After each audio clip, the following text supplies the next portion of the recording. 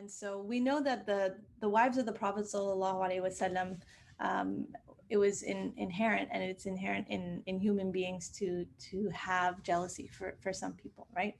And so to have this feeling that it's wrong to feel that way is incorrect, right? Did you ever give the example of the plate? No, I Aisha didn't talk radiallahu about that. anha. No. So this is a perfect example. So one day the Prophet ﷺ had a guest, and he came into his home, and he came into Aisha radiallahu anha's home. And he said, I have a guest. Can we prepare some food? And Aisha radiallahu anha, she didn't have any food ready. She said, okay, let me go ahead and quickly prepare something. In the meantime, another one of his wives had food prepared, and she comes and brings this plate to Aisha radiallahu anha's home to serve this guest. And what happens is Aisha radiallahu anha, she becomes upset. Why is this other wife serving guests in my home with her food? And it gets to a point where when the plate comes in, she is so upset and jealous that she hits the plate, and it falls on the floor and it shatters all over the floor. And the Prophet ﷺ realizes at that moment, okay, maybe that wasn't the right thing to have done or to have accepted. In Aisha's home, where she wanted to be able to serve the guests, I accepted someone else's plate of food. And so he just quietly picks up the food, and it says that he smiles and looks at the guests, and he says, your mother has become jealous, meaning as Aisha, as a mother of the believers, one of the wives of the Prophet, that she has become jealous. And he just cleans it up, and he actually sends a plate home, a new plate home to the wife who her plate had been shattered. What we learn from this is, one, the wives of the Prophet himself, they were human beings with human emotions. And so Islam doesn't expect us to not have those innate human emotions like jealousy, like being upset, like needing time apart, like as Mahad had mentioned in his story.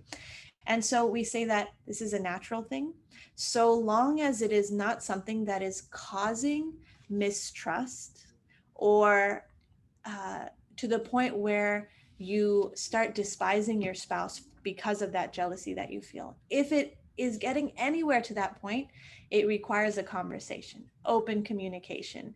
Not in that moment where you feel jealous. That's absolutely not the time to speak. And we talk about that in our premarital training. When you're upset, that's not the time to speak.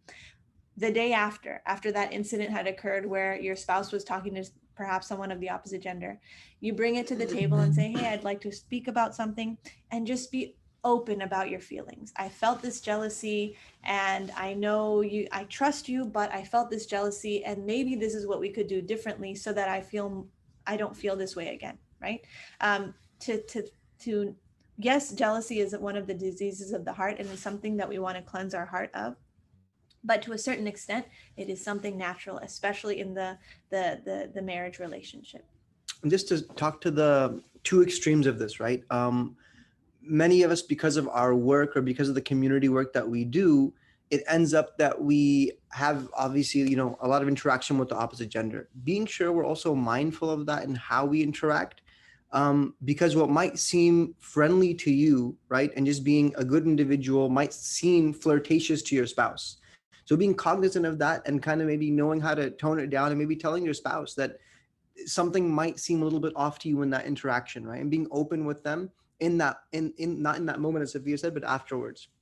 At the same time, also realizing that sometimes we might come from backgrounds where we assume like any kind of interaction between men and women is something that's completely disallowed. You have 400 plus incidents of halal, decent interactions happening just in Sahih Muslim and Bukhari alone, of men and women from the opposite gender interacting. Some are married, some are single, on the battlefield, in the marketplace, in various places, in respectful ways. And sometimes there are even sinful things mentioned as well, and then the things that kind of followed afterwards, and seeking forgiveness, and those things happened.